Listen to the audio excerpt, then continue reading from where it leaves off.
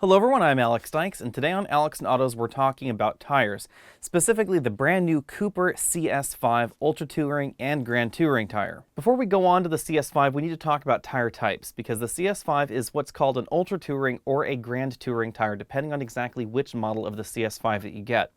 All that really means is that this tire exists in sort of the middle end of the spectrum right here between the ultra performance tires up at the top and the lower grip tires down at the bottom. And those lower grip tires would tend to be the standard tires that don't really have any tags or classifications after them, or your eco-friendly tires, low rolling resistance tires, that sort of thing down there at the bottom in terms of grip. In general, this spectrum also indicates how stiff the sidewall would be, and the stiffer sidewall you'd find in those ultra high performance tires, and stiffer sidewalls will give you better handling performance, but you do lose a little bit in terms of ride quality. When it comes to ride quality, run flats will also be up there towards the top end of the spectrum, because those run flats do need to be able to support the weight of the vehicle when there's no air in the tire. Now let's talk about the CS5 tire itself. It comes in three basic flavors. The first flavor is the Grand Touring flavor, and that has an 80,000 mile treadwear warranty. This is the kind of tire that you would put on something like a Ford Mustang V6 in the base trim if you wanted to retain factory handling or even improve on factory handling, and you want a long treadwear warranty. The Ultra Touring model has either a 50,000 or a 60,000 mile treadwear warranty, and the 50,000 mile treadwear warranty is on the W rated tire, and you'll find the 60,000 mile treadwear warranty on the V and H rated tires. That letter in the tire refers to the speed rating of the tire. So the W tire is the faster rated tire. It means that tire is rated to go faster out on the track. That really just refers to the construction of the tire as well as some of the compounds going on. Now, the higher the speed rating in general, the lower the treadwear warranty on the tire, because they tend to be grippier. So that just has to do with the composition of the tire. If you want to know more about that, I have a video right here on this channel that talks about how tires are made, how they're constructed, what goes in a tire, and we do talk a little bit in that video about the difference between the faster tires and the slower tires and the grippier tires and the not so grippy tires. The first thing I did at the Cooper tire test track is experience the Ford Mustang V6 with the Hankook Optimo H727 tire, as well as the brand new Cooper CS5 tire, and that was the Grand Touring variety out on a dry track. And it really compares quite nicely to that Hankook tire. The CS5 tire was definitely a lot grippier in the dry, and it definitely had a more progressive and more predictable loss of control. So when you're at the limit of a tire, the last thing you want is your tire to grip and then suddenly give way and then you spin out of control. You really want that sort of that loss of control to come a little bit more progressively in a tire. And not only did the CS5 tire have better grip characteristics than that Hankook Optimo tire, but it also lost grip in a more progressive fashion, which makes it a lot more predictable and a lot safer out there on the road.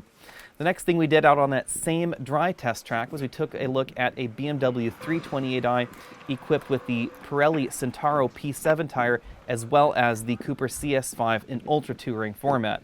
Now that was kind of a different comparison, because here we're taking a look at a tire that is actually about $20 to $30 more per tire than the Cooper CS5 tire. So that Pirelli tire is a little bit more expensive, and I honestly expected a little bit more out of that Pirelli tire. I'm not really sure why. I have my own internalized feelings about brands and how they orient with one another, and for some reason I thought that Pirelli tire would just do a little bit better out on the track than it actually did. The Pirelli was very good on the track, but the CS5 was just a hair better. It was equal in some respects and a hair better in other respects, but the big deal here is that it actually has a slightly better warranty depending on the model of the tire that you get, and it's about $20 to $30 cheaper per tire, again depending on the size that you get. Now the most interesting experience for me, and the biggest differentiator between the Cooper tire and the Hankook and the Cooper tire and the Pirelli tire, was actually out at the wet test track at the Cooper Test Center. That's really quite an interesting track. They can basically control how much water they want on the track. We were out on the track with about 1/8 to 1/4 of an inch of water right there on the track. I have a video about how that track works, so you can go ahead and click that banner at the bottom of your screen, be taken on over to that video. It's really quite interesting how those test tracks work. But the big takeaway from this segment was how well the CS5 tire performs in the wet. But the biggest takeaway for me was how scared I am of wet traction. And it's really obvious when you take a look at my performance scores here. They actually graded us all on how we did at the test track. We got little scores here so you can see how fast you went on the track. Now in the Mustang and in the BMW, I'm happy to say I was the second fastest person on the dry track in both of those vehicles with all 4 tires. However, when it came to the wet test track, I was by far the slowest in all 4 vehicles on the wet test track. And wet traction is something that a lot of people find scary and they find unpredictable. I live in the Santa Cruz Mountains. We deal with a lot of wet weather issues up here, but only for a relatively limited time of the year. So even I tend to be very, very cautious in wet weather driving. It's something that I think everybody really should be, but apparently I'm ultra cautious. Wet weather handling is very interesting. It's a little bit less predictable, especially in a tire like that hand-cooked tire, where the CS5 tire really excelled. Right now I'm inside a 2014 Ford Mustang, and this car has a hand-cooked tire on it. We're going to be testing this back-to-back with the brand new CS5 tire and see how that performs in this car. You could really feel the effects of hydroplaning going on with this hand-cooked tire. Not that the Ford Mustang has the most steering feel going on up front in normal form, but with this hand-cooked tire it really feels very vague and very numb, especially on these winding sections of this track. And keep in mind, this is a fairly wet track. There's a decent amount of water on this track. So this is what you'd experience on a very, very, very wet highway. If there was a significant downpour, your average sprinkle and your average rain isn't going to be this much water out on the road. Always in wet weather, try not to power on in the corners. That is definitely one way of getting yourself into trouble really fast.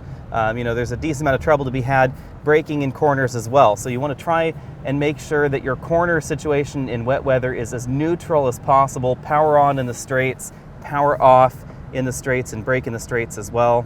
Now we're going to switch over and see what that brand new CS5 tire is like. I'm now in an identical Mustang, this time with the CS5 tires, and you can really tell an immediate difference out on the track. We still feel a little bit unsure in the front, but we definitely have an awful lot more grip. The limits are definitely higher. My trap times in this car, definitely much faster than they were with that hand-cooked tire. The feel is also better, and you don't get quite as much slipping around in the rear. The Mustang is a fairly tail-happy vehicle, even in V6 form, especially on a wet track like this.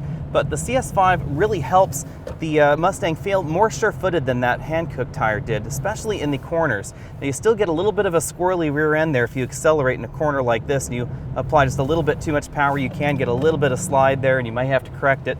Keep in mind the Mustang is, of course, a fairly lively car. It's rear-wheel drive as well, so that is something that's very different versus a front-wheel drive car that you may be putting tires like this on. As you can see out on that wet tire test track, things were an awful lot of fun. But the biggest takeaway for me at the wet tire test track was actually treadwear life and hydroplaning resistance and treadwear life and handling ability, because that's something that I think a lot of people don't really think about on a regular basis. Now, if you have about half the treadwear life on your tire, Cooper Tire tells us that you have less than half of the same hydroplaning resistance ability and half of the same water fording ability that you had when that tire was new. So if you live in a really wet area, you really may want to consider replacing your tires before the treadwear life is over by the little indicator on the tire. You'll find one of the most interesting features on the CS5 tires right here, right next to the traditional bar-style wear indicators. It's called the wear square. The wear square is this tiny square right here. You'll find it on both sides of the tire, and that's the inside and the outside of the tire as well.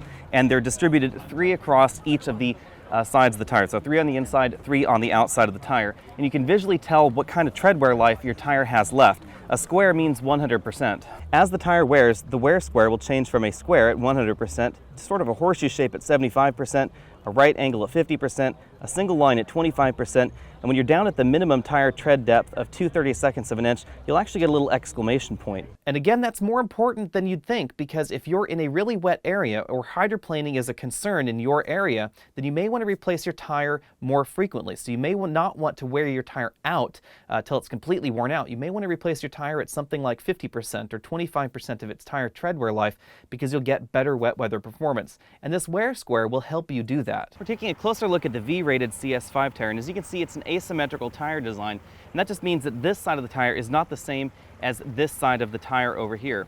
The reason for that is that the outboard side of the tire right here gets more loading when you're in a corner and you're cornering like this. This is what's really gripping onto the road for you, and so you want more rubber right there in contact with the road. When you're out there and you're in wet weather or you're in snowy weather or something like that, this inner portion of the tire has better traction for that kind of situation. This style of a tire, an all-season tire, is kind of a compromise because it's not going to be the best at snow traction. You're going to want a dedicated snow tire for that, and it's not necessarily the best at summer traction. You're going to want an ultra-performance tire for that situation. Let's take a closer and more technical look at some parts of this tire. Right here we have these little blocks, and you'll find these on the H, V, and W rated versions of the CS5.